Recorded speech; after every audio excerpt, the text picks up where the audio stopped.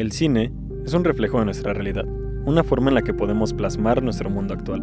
Desde que el séptimo arte llegó a Latinoamérica, se ha convertido en una forma de expresión que nos ha seguido desde sus comienzos y con la que hemos ido creciendo como sociedad. El cine es un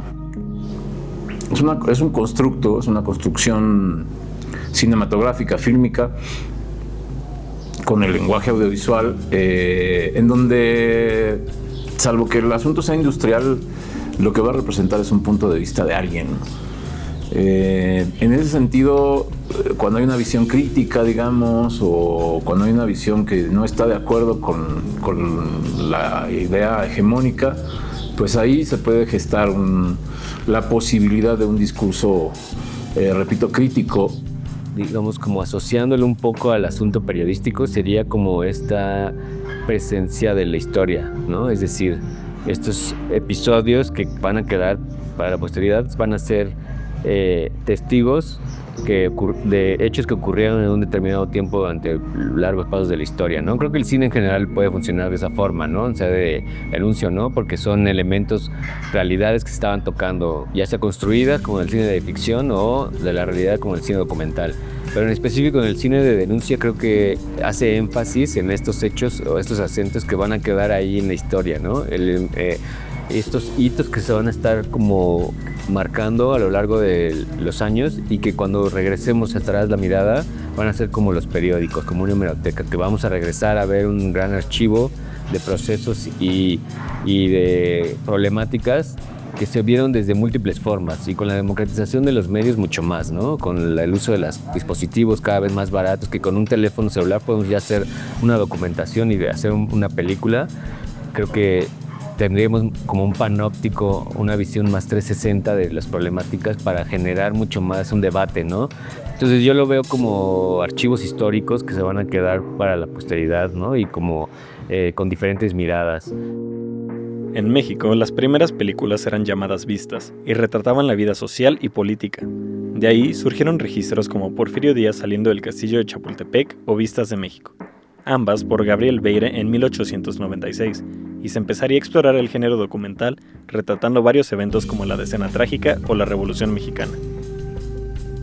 El fin de la Revolución Mexicana prometía mejorar las condiciones de vida de los habitantes del campo, dando tierra a quien la trabaja con un mayor crecimiento en los ejidos, siendo el abuso y la explotación laboral por parte de los propietarios uno de los primeros temas a denunciar en las producciones de la época. En 1930, el director ruso Sergei Eisenstein, conocido como el padre del montaje, llegaría a México, y gracias a su amistad con Diego Rivera y Jack London, produciría en 1933 la película Que Viva México, una colección de cortometrajes en formato falso documental, donde a través de su innovador estilo de montaje buscaba retratar la cultura mexicana, desde la época prehispánica hasta la modernidad. Los rusos tienen mucho esa estructura de generar con el montaje ciertos vínculos, ciertas imágenes, resignificar las imágenes, ¿no? También está Sigaberto, por ejemplo, con el asunto de la repetición de las imágenes. Tú ves una secuencia de imágenes, cuando la vuelves a ver ya no es la misma y cuando la ves por segunda vez te genera otro tercer significado y entonces se juega un elemento interesante de juxtaposición de imágenes que van generando otros significantes. En la película aparece el capítulo Maguey, donde al estilo del acorazado Potemkin se relata una rebelión entre los trabajadores y los dueños de un ejido de Maguey, a causa de un abuso de poder por parte de los ejidatarios, terminando con la muerte de los protagonistas.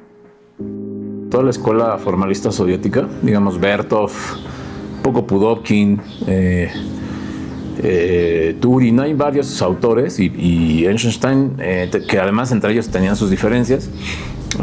Digamos que sí, en efecto son materialistas históricos, son comunistas, marxistas-leninistas, pero sí tienen una visión que no necesariamente le va a gustar al Estado, ¿no? De hecho, pagaron el precio. Entrando al cine sonoro, ya hay películas que abordan de manera directa las problemáticas sociales. Uno de los primeros exponentes es Redes, realizada en 1934 por la Secretaría de Educación Pública. Esta habla de las relaciones laborales de los pescadores y cómo sufren ante la marcada diferencia de las clases sociales, con sueldos ridículos para la gran cantidad de trabajo que realizan y cómo los ricos se terminan beneficiando de ellos. ¿Alguna vez se le ha muerto un hijo porque no tuvo para curarlo? No, camarada. Nunca he tenido tan mala suerte. ¿Usted le llama mala suerte? Yo le llamo miseria.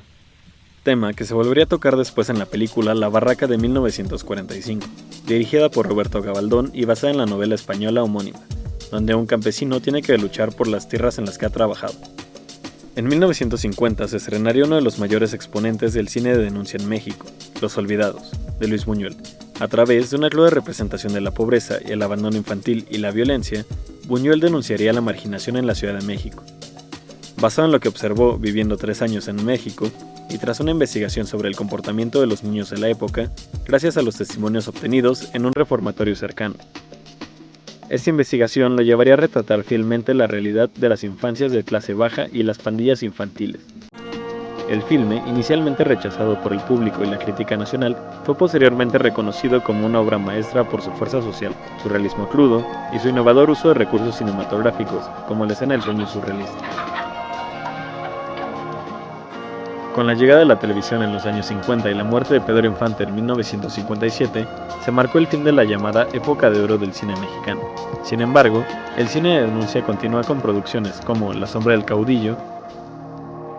Solo quiero recordar que si el águila tiene mirada, también tiene garras, y como ave de rapiña, cumple con su destino.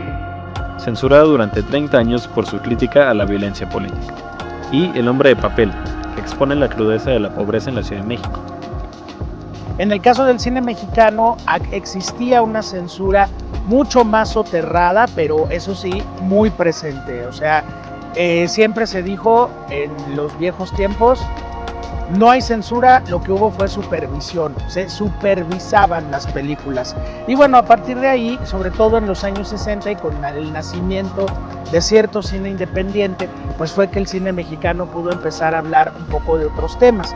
A partir de la década de los 70, cuando viene la renovación con el periodo de Rodolfo Echeverría al frente del Banco Cinematográfico, la llegada de una generación que tiene estudios universitarios de cine y también pues traen una conciencia social como hijos de su tiempo que son, pues bueno, ya podemos empezar a hablar de películas que efectivamente denuncian de una forma muy pertinente y con toda ya la libertad del asunto, pues algunos asuntos claves para nuestra sociedad. Paul Leduc y el grupo Cine 70 produjeron RID, México Insurgente, y Etnocidio, Notas sobre un mezquital, donde se aborda la marginalidad de los pueblos indígenas, siendo un grupo parteaguas para la popularización del formato documental en México junto a la película documental El Grito, hecha por estudiantes de la UNAM, donde se abordaría con testimonios de primera mano lo sucedido en la Plaza de las Tres Culturas el 2 de octubre de 1968. Pero sería en 1976 con Canoa, Memoria de un hecho vergonzoso, de Felipe Casals, donde se marcaría un hito en el cine de denuncia mexicano, a retratar un linchamiento ocurrido 2 días antes de la matanza de Tlatelolco, en el pueblo de Canoa, Puebla. Canoa, de Felipe Casals, pues es una película que más que hablar de una tragedia que le ocurre a 5 jóvenes trabajadores de la Universidad de Puebla que son linchados en buena forma por la mecha que prende un sacerdote paranoico y anticomunista en un pueblo del estado de Puebla. Bueno, pues finalmente Casals habla de eso, pero también habla de cómo los abismos sociales, la pobreza, la miseria, la ignorancia y la corrupción religiosa y política finalmente provocan una tragedia como la que vemos retratada en Canoa. Y el pueblo ya trae susto desde antes.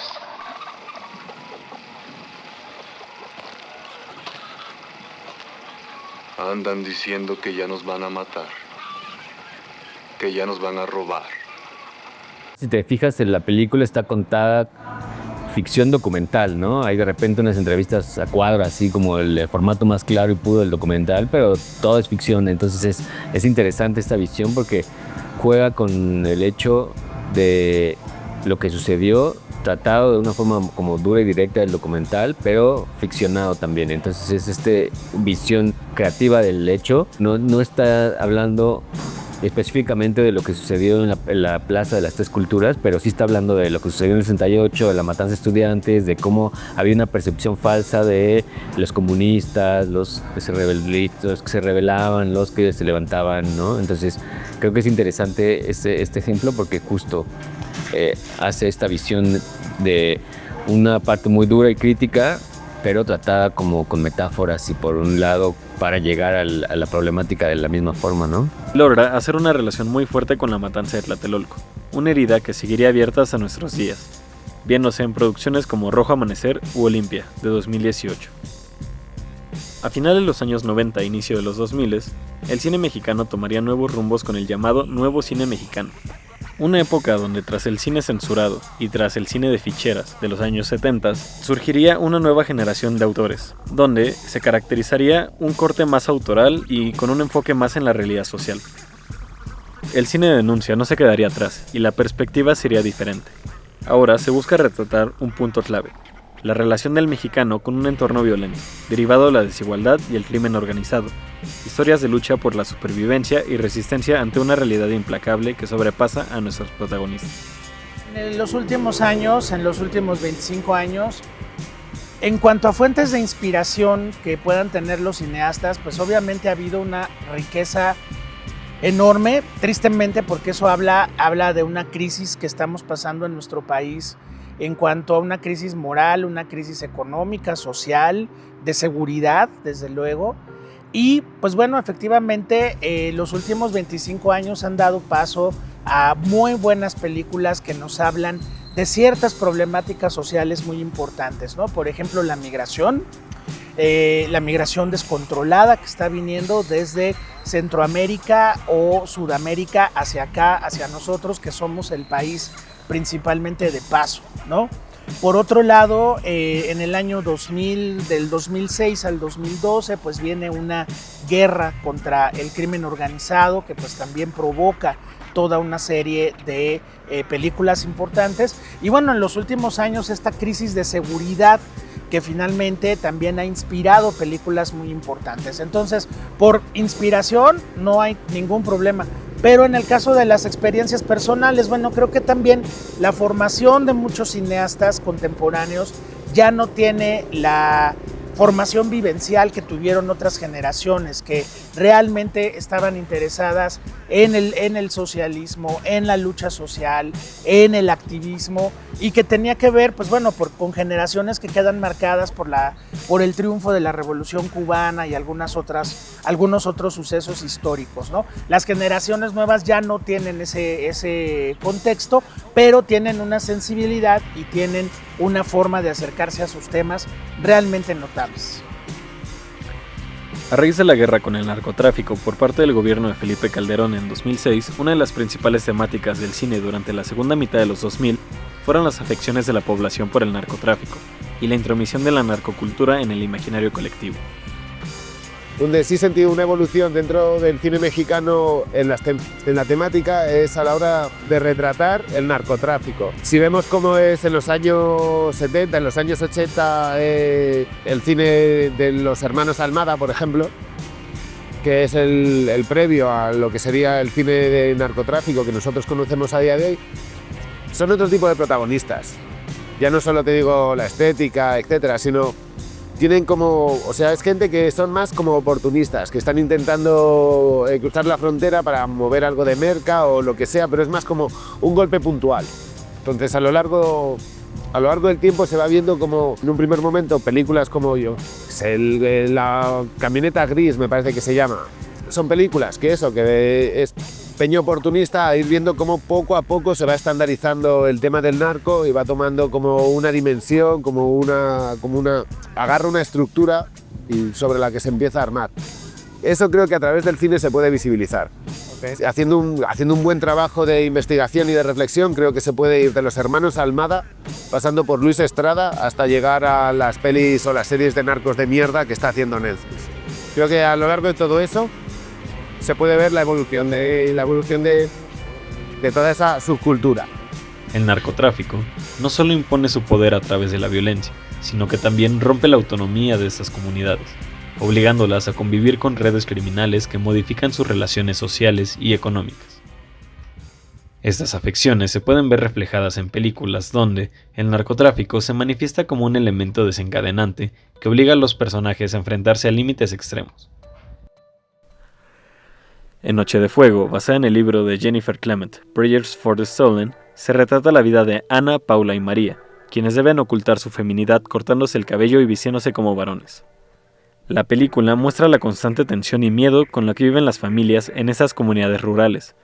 La relación entre los protagonistas y sus madres refleja la lucha desesperada por sobrevivir a un entorno donde la violencia es una sombra permanente. Tatiana Hueso, con lo aprendido durante sus producciones anteriores en la realización de documentales, emplea un estilo realista que resalta la belleza del paisaje natural, en contraste con la brutalidad del contexto.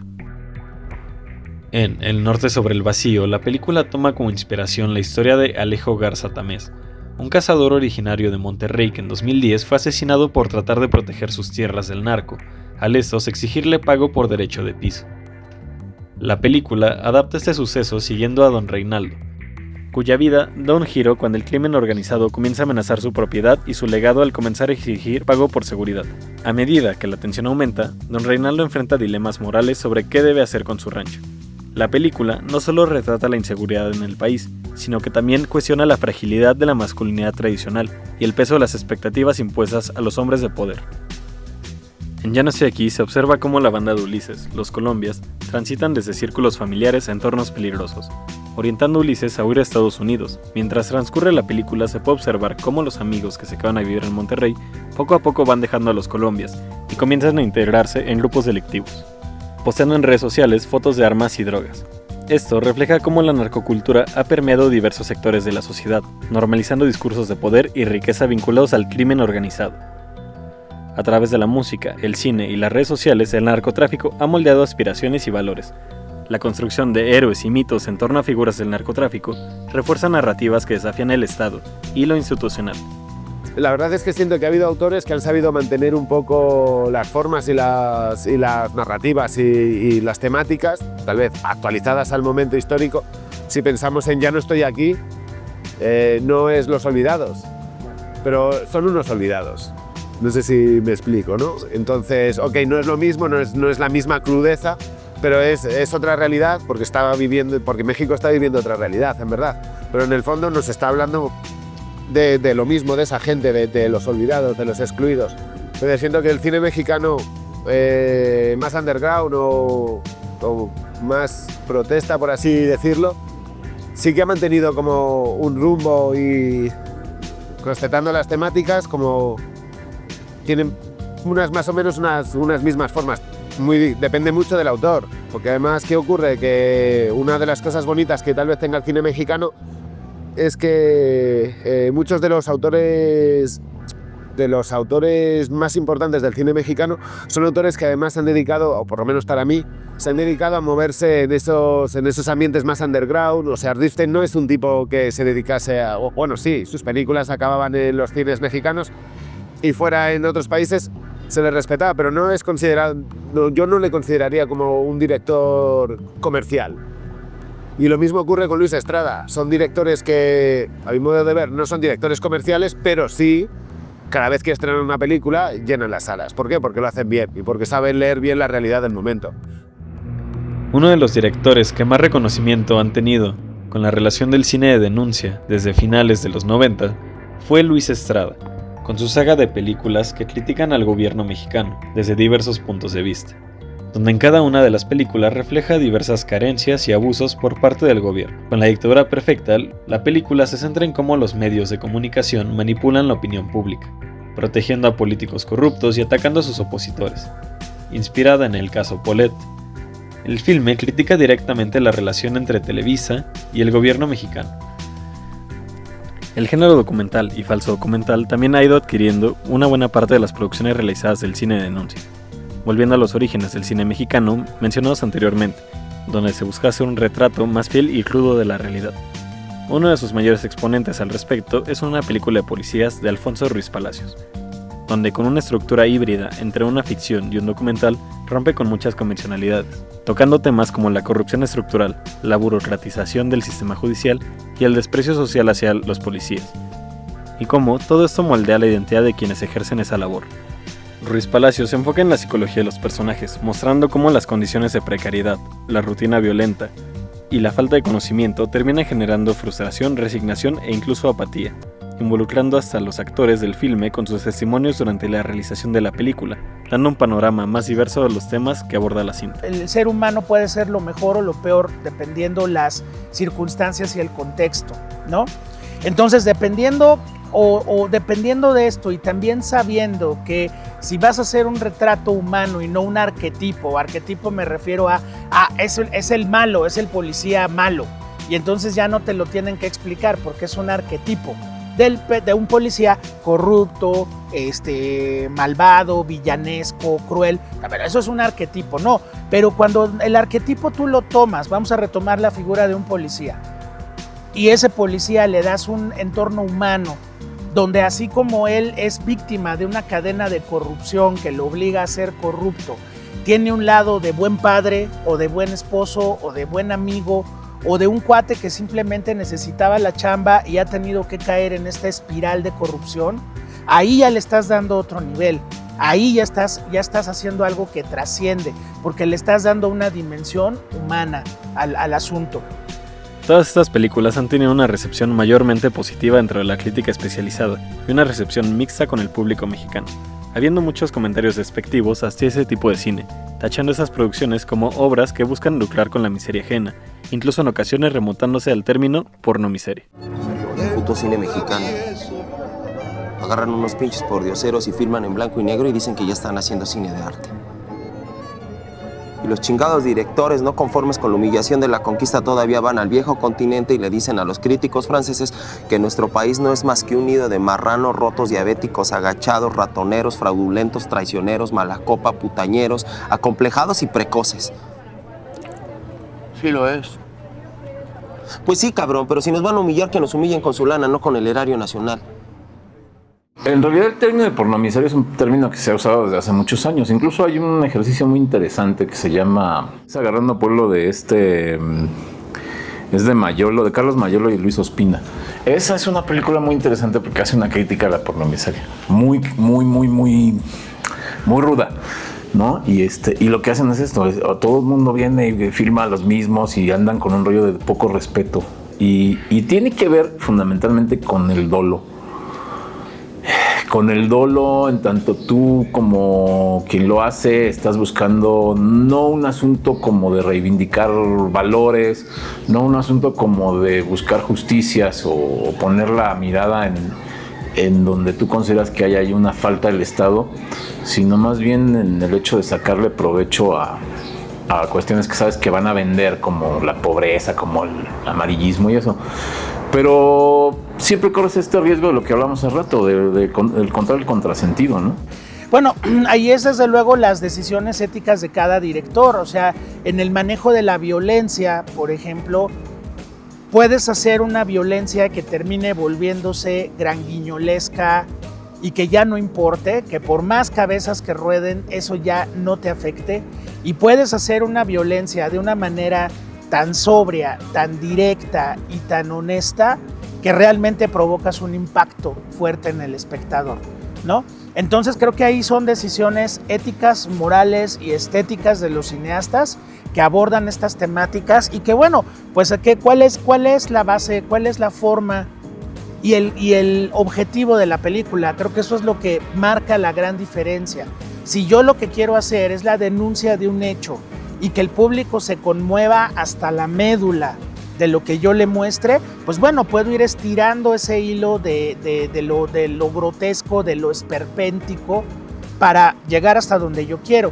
Si lo que quiero es hacer una obra de explotación amarillista, usando este término que se llama la famosa pornomiseria, que ataca a todo el cine latinoamericano, por ejemplo, pues bueno, finalmente también se puede hacer. Ahora, la gente lo va a aceptar sí o no. Eso finalmente, tu película la tiene que ver un público y ese público la aceptará o no. Entonces, desde luego, pues queda más bien en la decisión de los cineastas este acercamiento a la realidad. Si lo vamos, con cuántos filtros lo vas a hacer o lo vas a hacer sin filtro, desde luego arriesgándote a una respuesta pues hasta muy virulenta de parte de un espectador, ¿no? Problemáticas que se siguen repitiendo, ¿no? Por ejemplo, hay documentales del 99, 2000 sobre las muertas de Juárez en la frontera, mujeres que desaparecieron, mujeres que están desapareciendo. Y si podemos ver esta temática actualmente, continúa, ¿no? Es muy actual.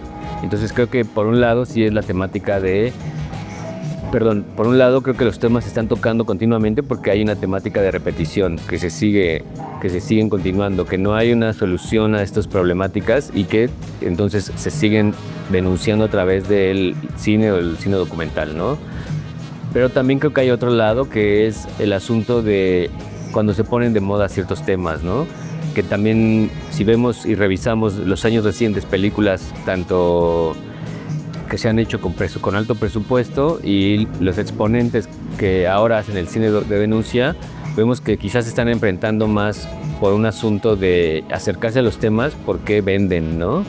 Porque son un tema que sí está en la sociedad, que está ahí, pero que además va a ser redituable, ¿no? Me refiero a películas que se han hecho con alto presupuesto y que están tocando temas que van en la problemática, ¿no? Roma, por ejemplo, ¿no? Que se podía si tú haces una visión de lo que es el cine de denuncia, podía entrar ciertas temáticas que toca Roma en el cine de denuncia, pero es una película que tiene alto presupuesto, ¿no? Entonces, ¿desde qué punto se están acercando a esos temas, a esas temáticas y por qué está sucediendo? Creo que tenemos que ser muy cuidadosos en cómo definimos y cómo hacemos el panorama del cine de denuncia, porque habrá películas que sí son muy legítimas, ¿no? Independientemente del presupuesto, sino que sí se acercan al tema muy legítimo, y habrá películas y realizadores que se acercan a los temas por comercializar, por vender, por generar éxitos en taquilla. Entonces, ¿qué pasa? Bueno, hay desapariciones, pues hago un documental o una película sobre las rastreadoras o sobre las desapariciones, porque sé que si le meto una campaña fuerte, va a ser un tema que va a tocar a la sociedad y que va a vender. Entonces, ¿qué tanto me está interesando el tema por lo que es el tema y por una problemática que nos afecta como sociedad? ¿Y qué tanto estamos hablando de los temas por tener un éxito en taquilla y ser un proceso comercial, ¿no? O sea, es decir, el cine también tiene que vender de alguna forma. Entonces tenemos que combinar, pero que nuestro factor principal sea qué es lo que nos está moviendo para hablar de esos temas y tratarlos éticamente, ¿no?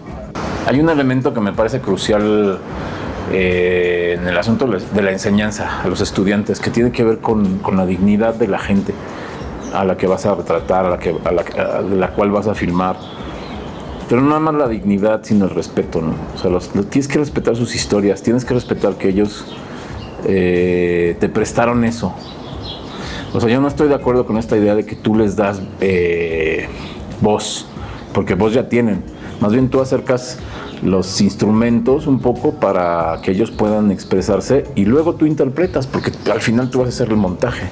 Entonces ahí, digamos, es donde tú estás muy involucrado porque es tu visión, es tu mirada. Y para mí la clave es el respeto de la dignidad de la gente y la honestidad, ¿no? Yo no creo que el cine sea un asunto de decir mentiras. Probablemente en la ficción, muchos grandes directores de ficción se dicen grandes mentirosos y seguramente lo eran, y está bien, ahí no pasa nada porque no hay una consecuencia en la realidad generalmente, pero en el documental sí lo hay. Entonces ahí nosotros tenemos que ser muy cuidadosos con eso. Es un material sumamente sensible porque es la vida de las otras personas. Entonces ahí tenemos que ser sumamente cuidadosos. Y creo que si eres cuidadoso de eso, si estás comprometido con defender la dignidad de la gente, de tratarlos como te gustaría que te trataran a ti, y por otro lado tienes un compromiso serio con decir la verdad, lo que te parezca que es lo correcto, no creo que estés en peligro de hacer porno miseria, ¿no? Al abordar ciertos temas debemos de tener, y tienen que tener la gente que va a empezar a también hacer cine y que está empezando a involucrarse con estos temas, una visión muy clara, una propuesta que sea muy respetuosa hacia las personas que estamos documentando o a los temas que estamos tratando.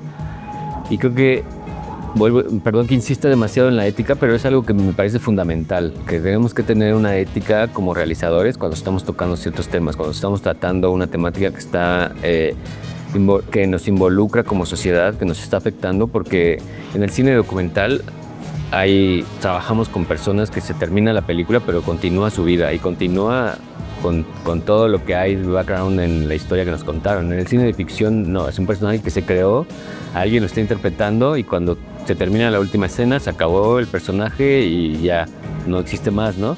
Entonces Creo que tenemos que ser muy cuidadosos, sobre todo en el cine documental, al tratar ciertos temas, porque pueden tener complicaciones, ¿no? Esto que tú decías es importante y también depende como el límite en el que estemos. Hay un caso en específico de una película que se llama Toro Negro, que si tú ves la película, roza en este asunto del término que podríamos acuñar como pornomiseria, es decir, el ver cómo los personajes tan marginales, el personaje tan violento y cuando está golpeando a la mujer, funciona muy bien para la escena porque te va a causar entonces un morbo, la gente lo va a ver y entonces va a ser como wow, tiene escenas muy fuertes, ¿no?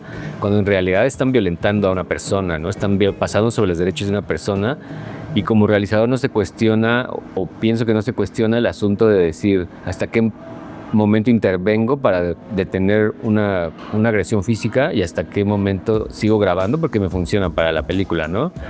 Por otro caso está la película de Eugenio Polgowski que se llama Los Herederos, que me parece un trabajo excepcional, pero que cuando se estrenó hubo muchas críticas, ¿no? Muchos decían que era una obra maestra, que era una observación, un ejercicio de observación y que tenía como una crítica en el proceso del trabajo de los niños, pero por otro lado había gente que decía que era una visión muy elitista, ¿no? De ver cómo trabajan los niños y miren cómo está y retratarlos en situaciones que no eran quizá como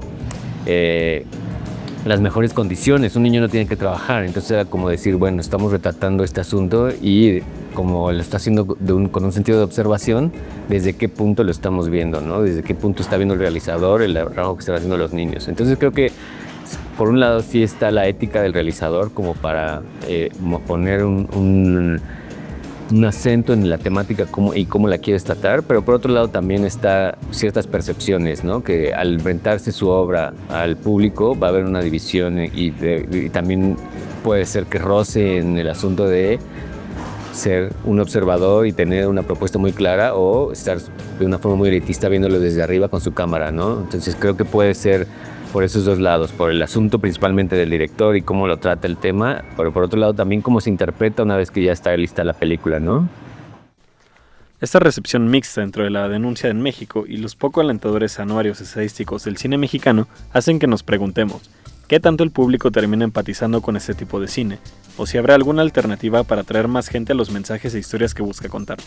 Desde luego, conforme el cine mexicano sube y baja y el cine mexicano busca un terreno comercial o un terreno de cine de expresión personal, pues es donde vemos que el cine de denuncia sube o baja su volumen, ¿no? Y su importancia y su contundencia. Porque, bueno, las películas de los 70 tenían eso, eran películas contundentes, películas que no buscaban la taquilla, sino la conciencia social y el despertar de conciencia del espectador. El cine ha cambiado mucho, el cine se rige por muchísimas cuestiones comerciales que pues han hecho que este cine de denuncia se haga a cuentagotas o prácticamente haya desaparecido y bueno, sobre todo en un periodo que va de los últimos 25 años de la historia de nuestro cine. Podría pensar en España, ¿no? En España durante muchos años se hizo mucho cine sobre la Guerra Civil Española. Creo que a los chilenos les ha ocurrido lo mismo, con su dictadura chilena.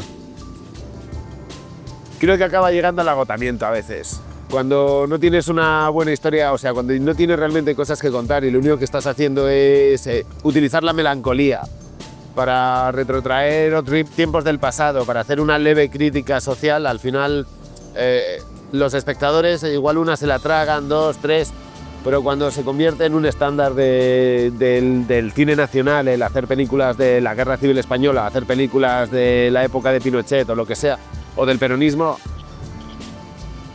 acabas desgastando. Y no lo sé, supongo que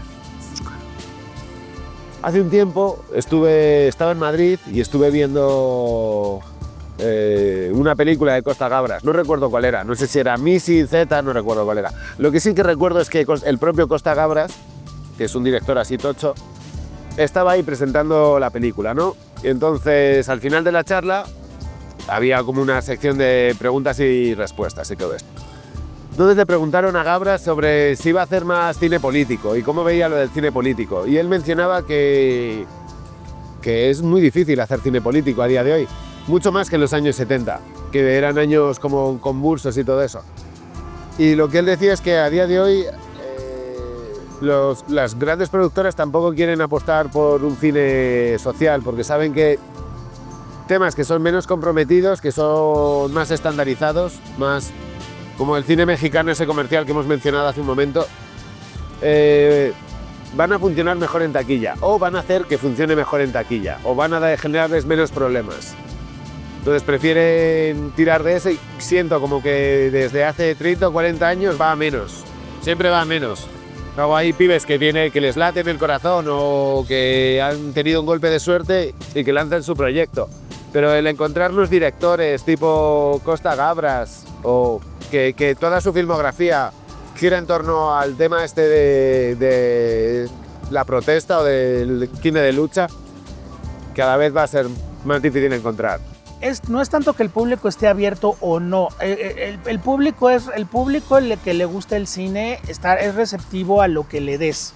Ya que respuesta tenga es muy diferente. Pero lo que sí hemos visto, por ejemplo, en lugares como la Cineteca Nacional, como la Filmoteca de la UNAM, el Cine Tonalá, el circuito cultural en general, pues bueno, es un público que está queriendo encontrar otro tipo de propuestas, ¿no? Quiere ver temas diferentes que se aborden de maneras distintas por directores que no están haciendo un cine comercial, están haciendo un cine de autor, de expresión personal, que tiene esta vertiente de temática social. Entonces, ¿cómo lo toma el público mexicano? Mal. O sea, ninguna de las películas importantes que se pueden mencionar en los últimos años, salvo quizás las de Luis Estrada y por razones muy diferentes o muy complicadas algunas, fuera de ahí ninguna han sido éxito en taquilla, ninguna va a estar entre las 10 películas taquilleras más mexicanas de ningún año. Eso es segurísimo. Y no es un fenómeno del cine mexicano, bueno, del cine mexicano porque en buena medida el público mexicano no le gusta ver cine mexicano. Pero por otro lado, creo que esto es una cuestión de condición humana. Tú no quieres que una realidad que está allá afuera donde tú estás, la vayas a ver a una sala de cine y pagues boleto por ver algo que puedes ver en YouTube, que puedes ver en TikTok, que puedes ver en los noticieros. Ya no, o sea, la gente sí está harta en muchos sentidos de ver eso. Por eso no lo paga, por eso dice yo no voy a sufrir al cine. Pero no es un fenómeno del cine mexicano. Si lo haces en Noruega, en Francia, en Japón o en Irán, la gente no le gusta ver reflejadas esas problemáticas porque duelen, son problemáticas que duelen, que te confrontan, que te hacen decir y te hacen una exigencia de qué lado estás y tú qué estás haciendo por ese problema. De por sí el cine ahorita actualmente es una industria complicada, ¿no? Hay una industria muy cerrada, es una industria muy elitista también, pero por otro lado, hablando de cine de denuncia, se vuelve más complicado aún, porque si los temas que va a manejar no son temas que van a interesar a grandes corporativos para invertir en la publicidad de una película que tiene que ver con los mineros que enterraron en Grupo México y Grupo México está patrocinando Cinemex, entonces es como una lógica que no conviene, ¿no?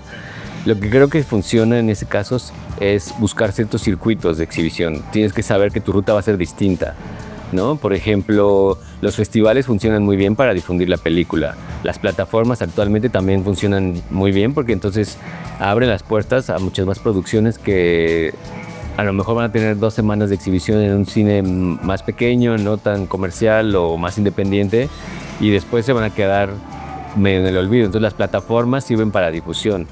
Por ejemplo, Vimeo y Vimeo de paga creo que puede ser una buena herramienta que en México no se está aprovechando tanto, no tenemos esta cultura de pagar por ver y menos en internet, pero creo que funciona en otros países como Argentina, Bolivia y Chile, ¿no? Que ciertos documentalistas están apostando más por esas plataformas independientes que ellos pueden controlar, que son sus propias plataformas en cuanto a generar su contenido, vincularla a su página web, y desde su página web tienen un catálogo de sus producciones para monetizar de esa forma. Tú rentas la película, ¿no? Y tienes el derecho de verla y sigues apoyando la producción de este cine. Entonces creo que si buscamos la producción comercial como las grandes películas de buscar financiamiento y eso, difícilmente vamos a tener estos circuitos. Entonces creo que tenemos que generar nuestros propios circuitos y generar nuestra propia industria, ¿no? Los festivales, por un lado, funcionan muy bien, como te decía, pero también generar una industria más en colectivo. Si tú te fijas, ahora actualmente los proyectos que se están haciendo, o muchos proyectos que están haciendo de denuncia, son a raíz de colectivos, ¿no? Los colectivos Los Ingrávidos, por ejemplo, es un grupo de gente que está experimentando con la imagen para denunciar ciertas problemáticas. Y se están haciendo en colectivo, porque en colectivo es como funcionamos mejor. Entonces creo que sería buscar como la alternativa a una industria que ya está establecida como tal, no querer entrar en esa industria, sino tratar de generar nuestra propia industria, ¿no? Generar nuestros propios contenidos y generar nuestros propios modos de exhibición y de retribución del trabajo que se hizo, ¿no? Exhibir quizá en salas más pequeñas, tener una cooperación voluntaria, porque se te cierran los circuitos, ¿no? A nosotros nos pasó en un colectivo que teníamos que se llamaba Dos Pasos Abajo, hicimos una producción documental sobre el ejército en en Oaxaca, y cuando íbamos a exhibir en la Filmoteca, ganó el premio de Rovirosa de la Filmoteca, entonces nos iban a programar, pero cuando bajan la información, empiezan a ver cómo va el asunto, deciden que no van a programar, ¿no? Entonces es como entonces busquemos nuestros propios circuitos, vamos por circuitos independientes, y entonces hacemos ruido con la película por otro lado, ¿no? También otra forma es, creo que si tú buscas a más realizadores que estén haciendo cine de denuncia, cine independiente, te vas a dar cuenta que tienen dos ejes siempre, ¿no? Algo que te alimenta y otro que te alimenta el alma, ¿no? Entonces lo que te alimenta pues es hacer proyectos más comerciales, hacer proyectos con organizaciones, hacer comerciales tal cual, ¿no? Y por otro lado, haces proyectos que sabes que no vas a ganar el dinero que estás ganando con un comercial o con un documental para una organización, pero que te alimenta el espíritu, te alimenta el alma y sabes que estás apoyando una causa que está ahí y que es importante que se denuncie y que se conozca, ¿no? A lo largo de más de un siglo, el cine mexicano ha demostrado su capacidad para incomodar, cuestionar y sacudir conciencias. El cine de denuncia ha sido una herramienta poderosa para visibilizar injusticias y enfrentar realidades que muchos prefieren ignorar. Este no ha sido un camino sencillo. La censura, la falta de financiamiento y la indiferencia del público han sido obstáculos constantes. Y sin embargo, el cine continúa. A los nuevos cineastas y a los jóvenes de ayer no hay una garantía de éxito inmediato, pero sí una certeza. Esta labor es fundamental. En tiempos donde la violencia, la corrupción y la desigualdad parecen normalizarse cada vez más, el compromiso por mostrar lo que arde es más necesario que nunca. Un acto de valentía y de memoria. Es bien sabido que aquellos que no pueden recordar el pasado están condenados a repetirlo, y hoy más que nunca debemos mantener viva la importancia de no olvidar.